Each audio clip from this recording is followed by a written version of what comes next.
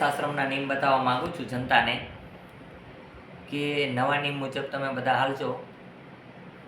હનુમાનજીના કહેવા પ્રમાણે હું હાલું છું. મંગળવારના દિવસે નિસંતાનવાળા આવે. નિસંતાનવાળા સંધિવા હોય, કોઈને ચિકનગુનિયા હોય એવા દર્દી આવી શકે છે.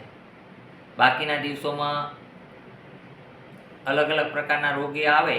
એની અંદર શનિવારના દિવસે લકવાવાળાઓને આવવું. સ્પેશિયલ લકવા પેરેલિસ માટે શનિવાર.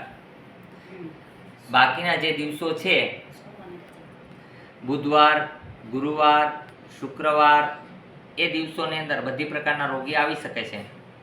અને સોમવારની રજા રહેશે. કોઈ પણ જગ્યાએથી આવશે તો લેવામાં આવશે નહીં. ગમે એટલા દૂરથી આવ્યા છે તો પણ હું લઈશ નહીં. આ મારા નિયમનું પાલન કરવા નમ્ર વિનંતી છે. આ હનુમાનજીનો નિયમ છે, એ જ મારો નિયમ છે. અહીંયા આવવા માટે થઈને આટકોટથી ગયણી થોરખાન રોડ ઉપર આદેશ આશ્રમ આવેલો છે.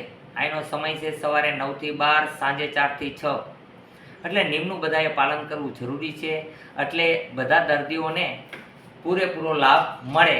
જેમ કે લેડીઝ છે તો એને સંકોચ થાય છે, નિસંતાનવાળાઓને બોલવામાં થોડુંક ઓલું થાય, માટે એક દિવસ એવો જ રાખ્યો છે આપણે મંગળવારનો, જેને કારણે નિસંતાનવાળાનું પરફેક્ટ રિઝલ્ટવાળું કામ થઈ શકે અને એકદમ એ બોલી શકે, હિચકિચાહટ રહે નહીં અને એનો નિર્ણય સરસ રીતે લઈ શકાય.